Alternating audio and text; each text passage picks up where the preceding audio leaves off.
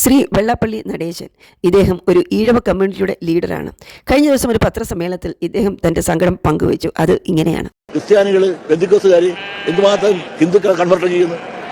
എത്രയോ അത് വീടുകളാണ്. ഇത് ഒരെണ്ണത്തിന്റെ കാര്യമല്ലേ, എത്രയോ കുടുംബങ്ങളാണ്. ക്രിസ്ത്യാനികളെല്ലാം അങ്ങനെ ചെയ്യുന്നില്ല. ക്രിസ്ത്യൻ വിഭാഗത്തിലെ പെന്തിക്കോസ് വിഭാഗങ്ങൾ പണം മുടക്കി ഹിന്ദുക്കളെ സാർവത്രികമായി കൺവെർഷൻ നടത്തിക്കൊണ്ടിരിക്കുന്നു. അദ്ദേഹത്തിന്റെ രോദനം കണ്ട ചില ക്രിസ്ത്യാനികൾ അദ്ദേഹത്തിന് മറുപടി കൊടുത്തു. കേരളത്തിലെ ഹിന്ദുക്കളെ ക്രിസ്ത്യൻസ് ആയിട്ട്, അതായത് പെന്തക്കോസ്റ്റുകാരായിട്ട് പോകുന്നു. ഇപ്പോൾ കേരളത്തിലെ ഈഴവ കമ്മ്യൂണിറ്റി വലിയ സ്വാധീനമുള്ള കമ്മ്യൂണിറ്റിയാണ്. അപ്പോൾ അതിൻ്റെ ഒരു കുടുംബത്തിൽ 10-15 പേരെ ബന്ധുക്കളോ എല്ലാം കൂടെ എടുക്കുക. അതിനകത്ത് ഈ 15-20 പേരിൽ അതിൻ്റെ അകത്ത് 4-5 പേര് 6-7 പേര് ചുറ്റോ ക്രിസ്ത്യൻസ് ആണ്, പെന്തക്കോസ്റ്റുകാരാണ്. ഇത് ഞാൻ ഒതന്റിക്കേറ്റ് ചെയ്ത് പറയാം. ഇനി വെള്ളാപ്പള്ളിയോട് ഞാൻ ചോദിക്കട്ടെ, താങ്കളുടെ സംഘടന SNDP എന്തുകൊണ്ടാണ് ഇത്രയും ആൾക്കാർ പോയപ്പോൾ നിങ്ങൾ അവരെ തിരിച്ചു കൊണ്ടുവരാൻ ഒരു കർമ്മം? കാരണം താങ്കൾക്ക് താല്പര്യമൊന്നുമില്ല. കേരളത്തിന് പുറത്ത്, അതായത് north Indian, western India, eastern India ഭാഗത്ത് ഈ പെന്തക്കോസ്റ്റ് പാസ്റ്റർമാരിൽ മലയാളികൾ ഇഷ്ടംപോലെ പേരുണ്ട്. പല ഭാഗത്ത് ഇന്ത്യയുടെ റിമോട്ട് ഏരിയയിൽ ജോലി ചെയ്യുന്നവരുണ്ട്, കാരണം മിഷൻ വർക്ക് ചെയ്യുന്നവരുണ്ട്. അതിൽ 15 മുതൽ 20% ഈഴവ കമ്മ്യൂണിറ്റിയാണ്. ഞാൻ വേണമെങ്കിൽ തെളിവ് വരാം. കാരണം അവർ ഇവിടെ നടപ്പോൾ അവിടെ മിഷൻ വർക്കിന് പോയി അവരുടെ ലൈഫായി, അവരുടെ കുടുംബമായി, കുട്ടികളായി, അവർ ചിലർക്ക് സ്കൂൾ നടത്തുന്നവരുണ്ട്. പലരും അവർ കേരളത്തിൽ ഈഴവ കമ്മ്യൂണിറ്റിയിലുള്ളവരായിരുന്നു. ഇനി കേരളത്തിലെ ദളിത് കമ്മ്യൂണിറ്റി, അതിനകത്ത് 60% മുകളിൽ ക്രിസ്ത്യൻ ബിലീവേഴ്സാണ്, പെന്തക്കോസ്റ്റുകാരാണ്. ഞാൻ തർക്കിച്ച് പറയാം. ഇതിനൊക്കെ കാരണം എന്താണ്? വെള്ളാപ്പള്ളി നടേശ, താങ്കളുടെ സമുദായം ഈ പറയുന്നവരെ അപ്ലിഫ്റ്റ് ചെയ്യാൻ തയ്യാറായില്ല. അവർക്ക് സോഷ്യൽ ലൈഫ് കിട്ടിയില്ല. അപ്പോൾ അതിനകത്ത് വന്നപ്പോൾ സോഷ്യൽ ലൈഫ് കിട്ടി, അവരുടെ ലൈഫ് മാറി, അവർ ചേഞ്ചായി. ഇതിനകത്ത് കൺവേർഷനേക്കാളും അവരുടെ മനം മാറ്റമാണ് ഏറ്റവും പ്രധാനപ്പെട്ട കാരണം. സാമ്പത്തിക പ്രശ്നം, മറ്റുള്ള പല ഇഷ്യൂസ് ഉണ്ട്. തുമ്മിയാൽ തെറിച്ചു പോകുന്നതല്ല പെന്തക്കോസ്ത്. സാക്ഷാൽ യേശുവിനെ കണ്ടിറങ്ങിയ ആരെയും പിന്തിരിപ്പിക്കുവാൻ കഴിയില്ല. ദാ കേട്ടോളൂ ഒരു സാക്ഷ്യം. ഒരു ഹൈന്ദവ കുടുംബത്തിൽ സത്യദൈവത്തെ അറിയാതെ ജനിച്ചു വളർത്തപ്പെട്ട എനിക്ക് ഈ വൈകിയ സമയം കഥാവിന്റെ സാക്ഷിയായി ഭാര്യയാക്കിയ ആ ദൈവത്തിനെ നന്ദിയോട് ഞാൻ ഓർക്കുകയാണ്, നന്ദി പറയുകയാണ്. മാതാപിതാക്കളും സഹോദരങ്ങളും അടങ്ങിയ എന്റെ കുടുംബത്തിൽ പിതാവിന്റെ മദ്യപാനം കുടുംബത്തിന്റെ സമാധാനം നഷ്ടപ്പെടുത്തുന്ന ഒന്നായിരുന്നു. എന്റെ മാതാവ് തികഞ്ഞ ഒരു ദൈവഭക്തയായിരുന്നു. അവർ അറിഞ്ഞു വന്നിരുന്ന ആചാരാനുഷ്ഠാനങ്ങൾ മക്കളായ ഞങ്ങൾ ഓരോരുത്തരും നിർബന്ധമായി അനുഷ്ഠിക്കണമെന്ന് അവർക്ക് നിർബന്ധമുണ്ടായിരുന്നു. അതുകൊണ്ട് അതിപ്രകാരം ഞങ്ങളെ വളർത്തുവാനും ഞങ്ങളത് ശീലിക്കുവാനും തക്കവണ്ണം ഇടയായി. എന്റെ പഠനകാര്യങ്ങളെല്ലാം ഒരു ക്രിസ്ത്യൻ സ്കൂളിലായിരുന്നു. അവിടെ എല്ലാ ദിവസങ്ങളിലും കേൾക്കുന്ന പ്രാർത്ഥനകളും ഒക്കെയും എന്റെ ജീവിതത്തിൽ കേട്ട് ഞാൻ വളരെ വേഗത്തിൽ പഠിക്കുമായിരുന്നെങ്കിലും അതൊരിക്കലും എനിക്ക് പിൻപറ്റുവാൻ ഇഷ്ടമല്ലായിരുന്നു. കാരണം ഞാൻ സേവിക്കുന്ന ദൈവത്തെ വിട്ട് ഒരിക്കലും ഒരു അന്യ ദൈവത്തെ സേവിക്കുവാനോ ആ ദൈവത്തിന്റെ നാമം എന്റെ നാമത്തിൽ എടുക്കുവാനോ ഇഷ്ടപ്പെട്ടിരുന്നില്ല. അതിന് വീട്ടിൽ അനുവാദവും ഉണ്ടായിരുന്നില്ല. അങ്ങനെ നാളുകൾ കടന്നുപോയി. ഞാൻ കോളേജിൽ പഠിക്കുന്ന കാലത്ത് എന്റെ ക്ലാസ്സിൽ അനേക കുട്ടികളുള്ള ഉണ്ടായിരുന്ന ഇടയിൽ ഒരു പെന്തക്കോസ്റ്റുകാരി കുട്ടി മാത്രമേ ഉള്ളൂ. അവിടെ ഒരു ദിവസം ക്ലാസ്സിൽ ഇങ്ങനെ പറഞ്ഞു, ഈ ക്ലാസ്സിലുള്ള എല്ലാ കുട്ടികളും ഇന്ന് മരിക്കും, പക്ഷേ അവൾ മാത്രം മരിച്ചാൽ സ്വർഗത്തിൽ പോകുമെന്ന് പറഞ്ഞു. അപ്പം എന്റെ കൂട്ടുകാരെല്ലാം അവളോട് ഒരുപാട് എതിർത്തു. പക്ഷേ ഒരിക്കലും അവളെ ജയിക്കാനായിട്ട് ആർക്കും കഴിഞ്ഞില്ല. ആ ദിവസം ഞാൻ ക്ലാസ്സിലായിരുന്നു. അടുത്ത ദിവസം ഞാൻ ക്ലാസ്സിൽ വന്നപ്പോൾ എന്റെ കൂട്ടുകാരൻ എന്നോട് പറഞ്ഞു, കഴിഞ്ഞ ദിവസം നമ്മുടെ പെന്തക്കോസ്റ്റുകാരി കുട്ടി നമ്മളെ എല്ലാവരും വെല്ലുവിളിച്ചു, അവൾ മാത്രമേ സ്വർഗത്തിൽ പോകുള്ളൂ എന്ന് പറഞ്ഞു. എനിക്കിത് കേട്ട മാത്രമേ ഭയങ്കരമായ ദേഷ്യം തോന്നി. കാരണം ഞാൻ വളർന്നു വരുന്ന ശീലങ്ങളൊക്കെയും അപ്രകാരം ഭക്തിയുള്ളതായിരുന്നു. ദൈവത്തിന് വേണ്ടി എന്റെ ശരീരത്തെ പൂർണ്ണമായിട്ട് മത്സ്യം മാംസമെല്ലാം ഉപേക്ഷിച്ച് ദൈവത്തിന്റെ പ്രസാദത്തിന് വേണ്ടി സമർപ്പിക്കുന്ന ദിവസങ്ങൾ ഞങ്ങളുടെ ജീവിതത്തിലുണ്ട്. അപ്പോൾ എന്റെ ചിന്ത, എന്റെ കുടുംബത്തിലുള്ളവർ ഞങ്ങൾ എല്ലാവരും സ്വർഗത്തിൽ പോകും. ഇവിടെ പറഞ്ഞ എന്ത് വിഡിതരമാണെന്ന് ഓർത്തുകൊണ്ട് അവളോട് ശരിക്കും ഞാൻ അവളോട് എതിർക്കുവാൻ തക്കവണ്ണം ഇടയായി. എന്റെ കൂട്ടുകാരുടെ മുമ്പിൽ അവളെ ജയിക്കേണ്ടത് എനിക്ക് ആവശ്യമായതുകൊണ്ട് എന്റെ വാക്കുകൾക്ക് മുമ്പിൽ അവൾക്കൊന്നും സംസാരിക്കുവാൻ കഴിയുന്നില്ല. ഞാൻ അവളെ ജയിച്ചു, സന്തോഷത്തോടെ കടന്നുപോയി. എന്റെ നാളുകളൊക്കെയും അങ്ങനെ കടന്നുപോയി. ഒരു ദിവസം ഞാൻ ഈ ചിന്തകളൊക്കെയും മറക്കുവാൻ ശ്രമിച്ചുവെങ്കിലും പലപ്പോഴും ഈ കാര്യങ്ങളൊക്കെയും എന്നെ അകറ്റുന്ന ഒരു ദിവസങ്ങളാക്കി എന്റെ ജീവിതം മാറുവാൻ ഇടയായി. ഞാൻ എന്റെ ജീവിതത്തിൽ ഏത് പ്രവൃത്തി ചെയ്താലും, ഞാൻ എന്ത് ചെയ്ത് ചിന്തിച്ചുകൊണ്ടിരുന്നാലും നിന്റെ പ്രവൃത്തികളൊന്നും ഒരു ഫലമില്ല, നിന്റെ ആത്മാവ് സ്വർഗത്തിൽ പോകത്തില്ല എന്ന് പറയുവാൻ തക്കവണ്ണം ഇടയായി. വീട്ടിലുള്ള പല പൂജാ കാര്യങ്ങളൊക്കെ ചെയ്യുമ്പോഴും എന്നെ ഈ ശബ്ദം അസ്വസ്ഥപ്പെടുത്തിക്കൊണ്ടേയിരുന്നു. നീ ചെയ്യുന്ന കാര്യം വെറുതെയാണ്, നിന്റെ ആത്മാവ് സ്വർഗത്തിൽ പോകത്തില്ല എന്ന്. എങ്ങോട്ട് തിരിഞ്ഞാലും എന്നെ അസ്വസ്ഥപ്പെടുന്ന ഒരു വാക്കായി, നിന്റെ പ്രവൃത്തി ഫലമില്ല, നീ സ്വർഗത്തിൽ പോകത്തില്ല, സ്വർഗത്തിൽ പോകത്തില്ല എന്ന് തന്നെ ഈ വാക്കുകൾ എന്നെ അസ്വസ്ഥപ്പെടുത്തുവാനിടയായി. ഇതൊന്നും എനിക്ക് വീട്ടിൽ എന്റെ മാതാപിതാക്കളോട് പറയാൻ പറ്റത്തില്ല. കാരണം എന്നെ ക്രിസ്ത്യൻ സ്കൂളിലാക്കിയപ്പോഴേ എന്റെ അമ്മയുടെ ആളെ എന്റെ അമ്മയോട് എതിർത്തു. കാരണം ഈ മുഖാന്തരം നിങ്ങൾ ക്രിസ്ത്യാനികളായി പോകുമോ എന്ന് അമ്മയോട് ചോദിച്ചിരുന്നു. അതുകൊണ്ട് എനിക്ക് കാര്യങ്ങളൊന്നും വീട്ടിൽ പറയുവാനും പറ്റത്തില്ല. വല്ലാതെ ഞാൻ അസ്വസ്ഥപ്പെടുവാൻ ഇടയായി. ആ നാളുകളിൽ ദൈവത്തെ സേവിക്കുന്നത് പോലെ തന്നെ ആ നാളുകളിൽ മന്ത്രവാദികളെ സേവിക്കുന്ന ശീലം എന്റെ കുടുംബത്തിലുണ്ടായിരുന്നു. അവരെയും ദൈവത്തെ പോലെ സ്നേഹിക്കുന്ന ഒരു അവസ്ഥയായിരുന്നു കുടുംബത്തിലെ. വരാനിരിക്കുന്നതും വന്നതും കുടുംബത്തിൽ നടന്നുകൊണ്ടിരിക്കുന്ന ഐശ്വര്യങ്ങളെ കുറിച്ചൊക്കെ അവരോടായിരുന്നു ആലോചനകൾ തേടിക്കൊണ്ടിരുന്നത്. അങ്ങനെ ഒരു ദിവസം ഞാനും അമ്മയുമായിട്ട് മന്ത്രവാദിയെ കാണുവാനായിട്ട് പോയി. അപ്പോൾ അവിടുത്തെ കാര്യങ്ങളൊക്കെ അത്യാവശ്യം ഞാനും ചെയ്യുന്ന കൂട്ടത്തിലാണ്. അവിടെ ചെന്നപ്പോൾ എനിക്ക് വളരെയേറെ അസ്വസ്ഥതയായി. ഞാൻ അതെല്ലാം ശ്രദ്ധിക്കാതെ വളരെ അലക്ഷ്യമായിട്ടിരിക്കുകയായിരുന്നു. അപ്പോൾ ആ പിശാചിന്റെ ശക്തി കടന്നു വരുന്ന ആ വ്യക്തി അവിടെ കടന്നു വന്നു. അവർ വളരെ പ്രാർത്ഥനയോട് കണ്ണടച്ച് ധ്യാനിച്ചുകൊണ്ടിരുന്നു. കുറച്ചു നേരം കഴിഞ്ഞപ്പോൾ അവർ സേവിക്കുന്നതായ ഒരു പിശാചിന്റെ ശക്തി ഇറങ്ങി വന്നു. എല്ലാവരും വളരെ ഭയഭക്തിയോടുകൂടി അവരെ നോക്കിക്കൊണ്ടിരിക്കുകയാണ്. അപ്പോൾ ഞാൻ ആ ഭാഗത്തേക്ക് കൊണ്ട് അലക്ഷ്യമായിട്ട് വേറെ എന്തോ നോക്കിക്കൊണ്ടിരിക്കുന്നു. പെട്ടെന്ന് കണ്ണടച്ചുകൊണ്ടിരുന്ന അവർ ഒരു നിമിഷം കണ്ണു തുറന്ന് എന്നെ ശ്രദ്ധിച്ചു. എന്താ നീ വല്ലാതെ ഇരിക്കുന്നത് എന്നോട് ചോദിച്ചു. ഞാനൊന്നും വേണ്ടിയില്ല. വീണ്ടും അവർ കണ്ണടച്ചു. അവർ ഒരു നിമിഷം അവരുടെ ധ്യാനത്തിലോട്ട് പോയി. അവർ ധ്യാനിച്ചു കഴിഞ്ഞ് വീണ്ടും ചോദിച്ചു, നിന്റെ വിഷമം എന്താണ്? നിന്റെ വിഷമം എനിക്ക് ഗ്രഹിക്കാൻ കഴിയാതാണ്, അത് പറഞ്ഞിരിക്കുന്നുണ്ടോ എന്നോട് പറഞ്ഞു. ഞാനൊന്നും വേണ്ടിയില്ല.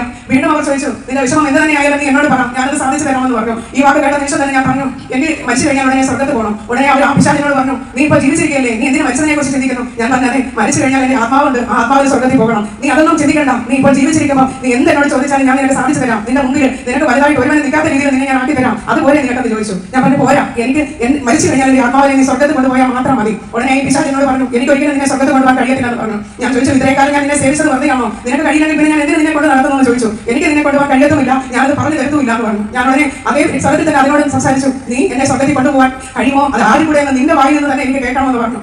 എന്റെ മുമ്പിൽ തന്നെ ഒരു ഭാഗം അതിനൊന്നും മിണ്ടാതിരിക്കാനായിട്ട് കഴിയില്ലായിരുന്നു. ഞാൻ അത്രമാത്രം ശക്തിയോടെ അതിനോട് വാദിക്കുവാനൊക്കെ ഇടയായി. ഒടുവിൽ പറഞ്ഞു, നീ അറിഞ്ഞിട്ടുണ്ടല്ലോ എങ്ങനെ സ്വർഗത്തിൽ പോകാമെന്ന്. എന്നിട്ട് പിന്നെ എന്തിനാണ് എന്നോട് ചോദിക്കുന്നത്? ഞാൻ പറഞ്ഞില്ല, നീ തന്നെ പറയാൻ പറഞ്ഞു. ഉടനെ ആ പിശാചിന്റെ വായിൽ നിന്നും ഇങ്ങനെ പറഞ്ഞു, യേശുക്രിസ്തുവിലൂടെ മാത്രമേ സ്വർഗത്തിൽ പോകാൻ കഴിയുള്ളൂ. അങ്ങനെ പറയുകയും അവർ വന്നിരുന്ന ആ പിശാചിന്റെ ശക്തി അവരെ വിട്ടുപോകുകയും അവർ സുബോധത്തോടെ കണ്ണു തുറന്ന് എന്നെ ശപിക്കുവാനായിട്ട് തുടങ്ങി. നീ എന്ത് സംബന്ധമാണ് ഈ പറയുന്നത്? എന്ത് ശാപമാണ് വരാൻ പോകുന്നത്? ദൈവത്തെ ധിക്കരിക്കുന്നത് എന്താണ്? ഇതെന്ന് എന്ത് സ്വഭാവമാണ് ഇതെല്ലാം എന്ന് ചോദിച്ച് അവരെന്നെ ശകാരിക്കുവാനും വഴക്ക് പറയുവാനും ഒക്കെ തുടങ്ങി. അവിടെ കുറെ പേര് കൂടിയിരുന്നു. അവർക്കെല്ലാം ഭയമായി. കാരണം അവരുടെ മുമ്പിൽ ഇങ്ങനെ എതിർത്ത് സംസാരിക്കുവാൻ ആർക്കും ഒരിക്കലും പറ്റത്തില്ല. പക്ഷെ ഞാൻ അങ്ങനെയെല്ലാം സംസാരിച്ചപ്പോഴത്തേന് എല്ലാവർക്കും ഭയമായി. ഇവരുടെ വായിൽ നിന്ന് കേട്ടപ്പോഴേ എനിക്ക് അവരെന്തോ എന്നെ പറയുന്നത് അതൊന്നും എന്റെ മുമ്പിലില്ല. ഒരു നിമിഷം ഞാൻ ആളെ തകർന്നുപോയി. ദൈവമേ, ഒന്നിനും കഴിയാത്ത ഒരാളെയാണോ ഞാൻ ഇങ്ങനെ കൊണ്ടു നടന്നത്? ഞാൻ എല്ലാം തകർന്ന് പെട്ടെന്ന് അവിടെ നിന്ന് എഴുന്നേറ്റു. എന്നെ പിടിച്ചിരുത്താനായിട്ട് പലരും ശ്രമിച്ചു. എങ്കിലും ഞാൻ അവിടെ നിന്ന് എഴുന്നേറ്റ് പറഞ്ഞു, ദൈവമല്ലാത്ത നിന്നെ ഞാൻ ഇത്രയും കാലം സേവിച്ചു, ഇനി ഞാൻ ഒരിക്കലും നിന്റെ മുമ്പിലേക്ക് കടന്നു വരികയില്ല, നിന്നെ വിട്ട് ഞാൻ പോവുകയാണെന്ന് പറഞ്ഞു. അവിടെ എഴുന്നേറ്റു. എന്നെ പിടിച്ചിരുത്താൻ ശ്രമിച്ചവരുടെ മുമ്പിൽ കൈ തട്ടി മാറ്റിക്കൊണ്ട് എഴുന്നേറ്റു. ഒരു നിവൃത്തിയുമില്ലാതെ എന്റെ മാതാവ് എന്റെ പുറകെ കഴിഞ്ഞുകൊണ്ട് ഇറങ്ങി വരുവാൻ തക്കവണ്ണം ഇടയായി. മാതാവ് വീട്ടിൽ വന്നിട്ട് പിതാവിനോട് അന്നത്തെ ദിവസത്തെ കാര്യങ്ങളെല്ലാം പറഞ്ഞു. എന്തൊക്കെയോ ശാപങ്ങൾ വരാൻ പോകുന്നു. അമ്മ അവിടെ ഇറങ്ങി വരുമ്പോഴേ ആ മന്ത്രവാദി അമ്മയോട് പറഞ്ഞു, ഇതിന് പരിഹാരങ്ങൾ പലതുണ്ട്, ഇവർക്ക് വേണ്ടി പരിഹാരമായിട്ട് കുറച്ച് പൈസ സ്വരൂപിച്ച് വെച്ച് പലതും ചെയ്ത് കഴിഞ്ഞാൽ ഇവിടെ നോർമൽ ആയിക്കോളും, വിഷമിക്കേണ്ട എന്നൊക്കെ പരിഹാരങ്ങൾ പറഞ്ഞു കൊടുത്തിരുന്നു. അത് വന്ന് പിതാവിനോട് എല്ലാ കാര്യങ്ങളും മാതാവ് സംസാരിച്ചു. എന്തൊക്കെയോ അനർത്ഥങ്ങൾ കുടുംബത്തിന് സംഭവിക്കാൻ പോകുന്നു ഇവിടെ നിമിത്തം എന്നൊക്കെയും പിതാവിനോട് പറഞ്ഞു. ആകെ കുടുംബത്തിനൊരു പ്രയാസമായി, ഭാരമായി, കുടുംബത്തിന് ഞാനൊരു ഭാരവുമായി, പാപം നിറഞ്ഞ എന്റെ ജീവിതം വല്ലാത്ത അസ്വസ്ഥയായി. കാരണം ഇതെല്ലാം കേട്ട് കഴിഞ്ഞ് ഞാൻ കടന്നു വരുമ്പോഴും എന്റെ വീടിന്റെ ഒരു മുറി മൊത്തം ദൈവമായിരിക്കുന്നത്. ആ കടന്നു വരുന്ന വഴിക്ക് തന്നെ ഞാൻ ഇങ്ങനെ ചിന്തിക്കുക, അതെല്ലാം ചെന്ന് തച്ചുടച്ച് കളയണം, എന്റെ ഭാര്യ വലിച്ച് കളയണം എന്നൊക്കെ എന്റെ ഹൃദയത്തിൽ ചിന്തകളുണ്ട്. ഒരു പക്ഷേ ഞാൻ അങ്ങനെയൊക്കെ ചെയ്തിരുന്നെങ്കിൽ ഇനി ഞാൻ ഈ ഭൂമിയിൽ കാണത്തില്ല. എന്നെ ഭ്രാന്തിയായിട്ടോ അല്ലെങ്കിൽ എന്നെ എല്ലാവരും കൂടെ ചേർന്ന് തല്ലി കൊല്ലിയോ എല്ലാം ചെയ്തതിനെ ഞാൻ എപ്പോഴും ചിന്തിക്കാറുണ്ട്. എന്നാൽ എന്റെ ഹൃദയത്തിൽ ആരോ ഒരു സമാധാനം തന്നു. ഞാനൊന്നും ചെയ്യാതെ വീട്ടിൽ വന്നു. പിന്നീട് വീട്ടിൽ പലവിധങ്ങളായ മന്ത്രങ്ങളും പൂജാകർമ്മങ്ങളും ഒക്കെ നടക്കുമ്പോൾ ദേശത്തുള്ള ചിലരൊക്കെ കടന്നു വരും. അപ്പോൾ അതൊക്കെ ചെയ്യാനായിട്ട് എന്നെ നിർബന്ധിക്കുമ്പോൾ ഞാൻ ഒന്നും ചെയ്യാതെയായി. അത് വീട്ടിൽ ഭയങ്കര പ്രശ്നമായി. ഞാൻ കുടുംബത്തിനൊരു ഭാരമായി തീർന്നു.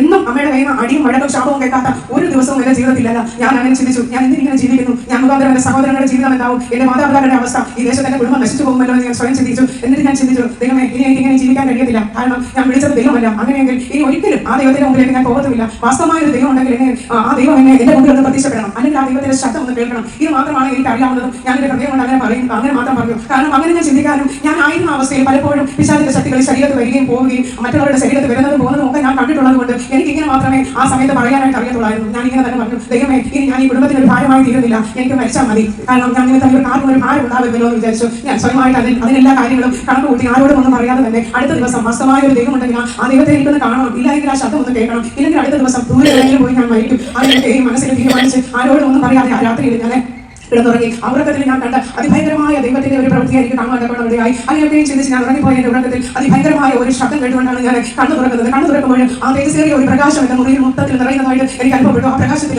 ഒരിക്കൽ പോലും എന്റെ കണ്ണുകൾ തുറന്നു നോക്കുവാൻ എനിക്ക് കഴിയുമായിരുന്നില്ല. ഉറക്കെ ഞാൻ നിലവിളിക്കുന്നുണ്ടായിരുന്നു. എന്റെ നിലവിളിയുടെ ശബ്ദം ആരും കേൾക്കുന്നില്ല. ഞാൻ ആ നിലവിളിയിൽ എന്തൊക്കെയോ ഞാൻ വിളിച്ചു പറഞ്ഞു. എന്നാൽ അതൊന്നും എന്റെ മാതാപിതാക്കളോ സഹോദരങ്ങളോ ആരും അറിയുന്നുണ്ടായിരുന്നില്ല. ഭയന്ന് നിലവിളിക്കുന്നതായി എന്റെ ശരീരത്തിൽ എന്തൊക്കെയോ സംഭവിക്കുന്നതായിട്ട് എനിക്ക് അറിയാമായിരുന്നു. പക്ഷെ എന്താണെന്നൊന്നും എനിക്കറിയത്തില്ല. എന്റെ നിലവിളിയുടെ ഇടയിൽ ഞാൻ കേട്ടു ആ തേജസ്സേറിയ ആ പ്രകാശത്തിന്റെ ഇടയിൽ ഞാൻ ഏറ്റവും നല്ല എന്നെ ആശ്വസിപ്പിക്കുന്ന എന്റെ ശരീരത്തിന്റെ എല്ലാ പ്രവൃത്തികളെയും മാറ്റിമറിക്കുന്ന ഇമ്പമേറിയ ഒരു ശബ്ദം എനിക്ക് കേൾക്കുവാൻ തക്കവണ്ണം ഇടയായി. നീ അന്വേഷിക്കുന്ന ദൈവമാകുന്നു ഞാനെന്നുള്ള ആ ഇമ്പമേറിയ ശബ്ദം കേൾക്കുവാൻ തക്കവണ്ണം ഇടയായി. എന്റെ ശരീരത്തിൽ അനുഭവപ്പെട്ട ആ അനുഭവങ്ങൾ ഇന്ന് ഓർത്താൽ ഒരു പക്ഷേ എനിക്ക് പറഞ്ഞറിയിക്കാനൊക്കില്ല. അത്രമാത്രം ഒരു വലിയ അനുഭവമായിരുന്നു എന്റെ ശരീരത്തിൽ അനുഭവപ്പെട്ടത്.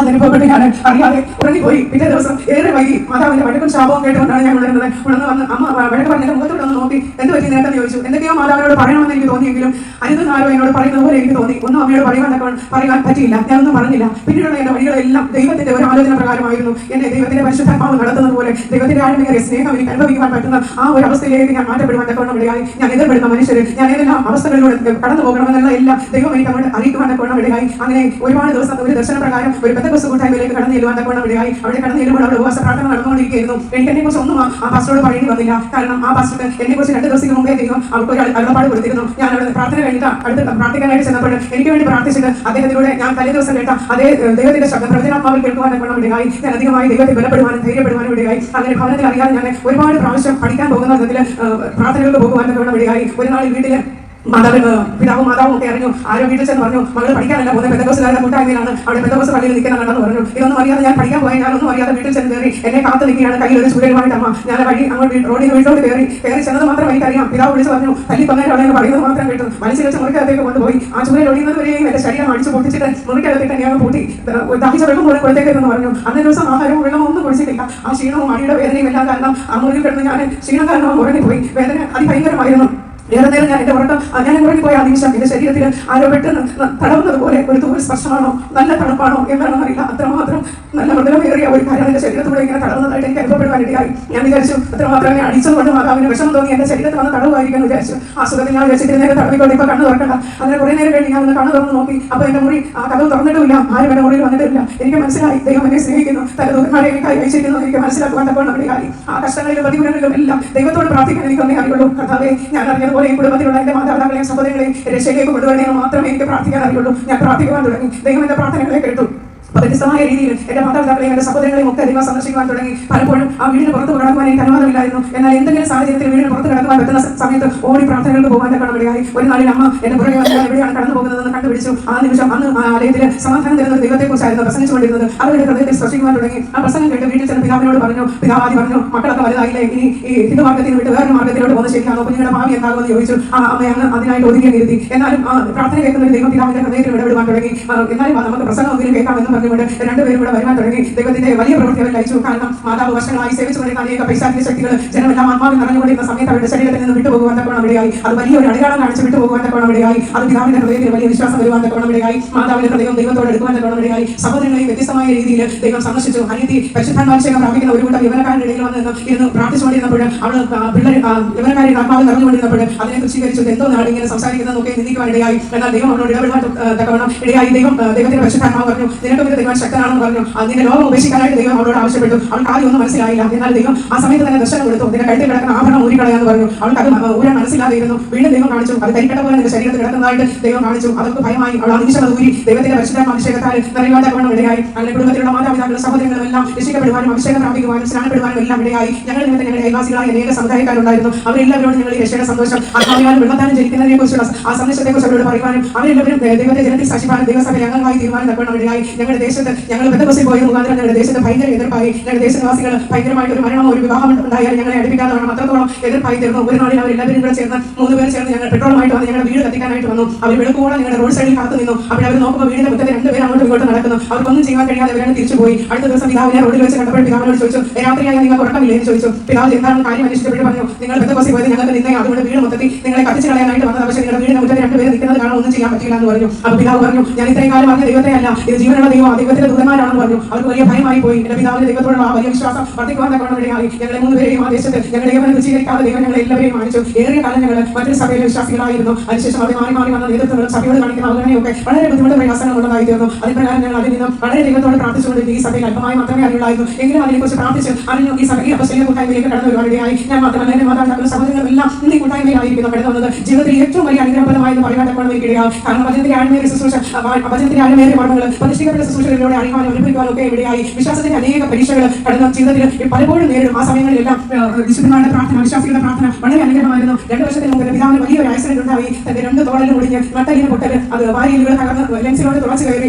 ഹോസ്പിറ്റലിൽ 15 ദിവസത്തോളം തന്നെ ഐസിയിൽ അഡ്മിറ്റ് ആയിരുന്നു. ഡോക്ടർമാർ വിധി എഴുതി ഇനി ഒരിക്കലും ഈ മനുഷ്യൻ ജീവിതത്തിലേക്ക് തിരിച്ചു വരികയില്ല, തിരിച്ചു വന്നാലും ഈ മനുഷ്യൻ പരസഹായമില്ലാതെ നടക്കാൻ കഴിയില്ല, അതുകൊണ്ട് ഒന്നും ഞങ്ങൾക്ക് ചെയ്യുവാൻ കഴിയത്തില്ല എന്ന് പറഞ്ഞു. എന്നാൽ ആ ഡോക്ടർമാർ പറയുമ്പോൾ വളരെ ഭാരത്തോട് തകർന്ന മനസ്സുമായി അതെല്ലാം കേട്ടു നിന്നു. എന്നാൽ ആ സമയങ്ങളിലൊക്കെ പ്രാർത്ഥിക്കുന്ന അനേക വിശുദ്ധന്മാരുടെയും ദൈവങ്ങളുടെയും പ്രാർത്ഥനയാൽ ഒരിക്കലും നടക്കത്തില്ല എന്ന് പറഞ്ഞ ആ പിതാവ് ഇന്ന് തന്നെ ബസ് കയറി ദൈവത്തെ ആരാധിക്കാനായിട്ട് കടന്നു പോകുവാൻ തക്കവണ്ണം സ്വർഗ്ഗത്തിലെ ദൈവം ഇടയാക്കിക്കൊണ്ടിരിക്കുന്നു. മറ്റ് ശരീരങ്ങളെ ജീവിപ്പിക്കുന്നതായ ദൈവത്തിന്റെ അത്ഭുത പ്രവൃത്തി ഇന്ന് കുറഞ്ഞു പോയിട്ടില്ല എന്ന് എനിക്ക് പറയുവാൻ തക്കവണ്ണം ഇടയാവും. അന്യവരെയും വഴി നടത്തുവാൻ ശക്തനായ ദൈവമാണ്. ആ ദൈവത്തിന്റെ സന്നിധിയിൽ അന്യവരെയും നല്ല ഉത്തമ സാക്ഷിയായി നിലനിൽക്കുവാൻ തക്കവണ്ണം പ്രധാനകരങ്ങളെ സമ്പൂർണ്ണമായി സമർപ്പിച്ചുകൊണ്ട് പ്രാർത്ഥനയെ ചോദിച്ചുകൊണ്ട് സാക്ഷിയോട് ഇരുന്നുകൊള്ളും.